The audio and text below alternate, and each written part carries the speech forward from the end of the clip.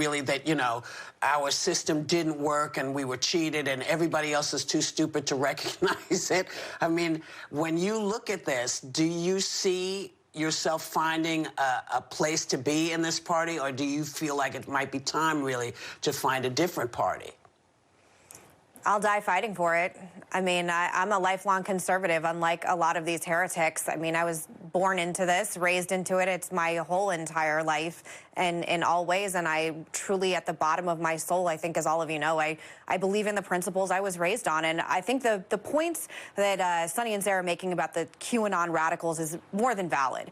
And it's deeply embarrassing and it's hard for me to reconcile with. But what's also hard for me to reconcile with is the language that's being used is that we can't even talk to all of you. If you voted for Trump, you're irredeemable masses. And I think whatever nuance Katie Couric was trying to say, it did not go through. That angered me and pissed me off more than maybe anything anyone on the left has said in the past few years. That because the implication is all people who are Trump supporters or who are conservatives are automatically brought into the Marjorie Taylor Greenes or the guy with the horns on the floor of the Congress. The Matt Gaetz, Liz Cheney infighting is just really emblematic of where the party's at right now. And quite frankly, it's really entertaining, but it's not productive at all. And you have Liz Cheney, who, by the way, is not perfect in and of herself. If we want to go back a few months, she ended up giving money to a primary opponent in an election, which is highly unorthodox, highly unusual, and taking sides in this. And she's in a place of leadership in Congress. And if she wants to continue to lead, she shouldn't have taken sides. So there were already raw emotions about her to begin with.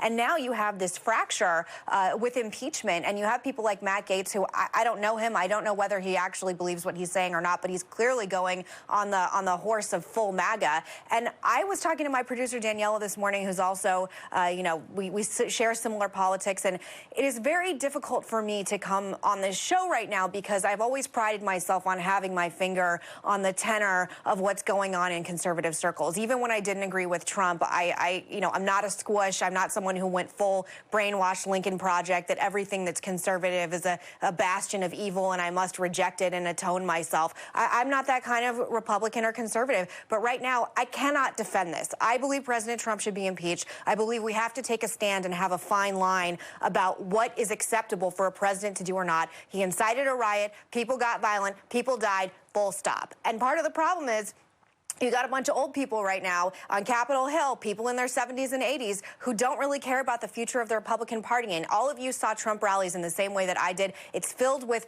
predominantly a lot of older white people. That's just the facts. Facts, super straight. And I think we have to start looking about what's going to happen going forward in the future, because as much as Trump expanded the coalition, he didn't do it enough to bring in full wins. We lost the Senate, we lost the Congress, we lost the presidency. And if people think that the MAGA train is the only train to go forward, I think they're ill-advised. I also think people who think that the whole coalition of Trump supporters are irredeemable and garbage and have no place in the party, I think they're wrong as well. And I hope for healing and I hope for unity. Whether or not it's going to happen, I don't know. But I just want to say, I know this has been sort of a little bit of a rant. I really am doing my best to try and take the tenor of conservatism and populism and bring it on the show. But I cannot defend people who are against impeachment. And I believe it's the right thing to do. I believe historically it's the right thing to do. And I know that I am in the vast minority in this with pretty much me and Mitt Romney and Liz Cheney.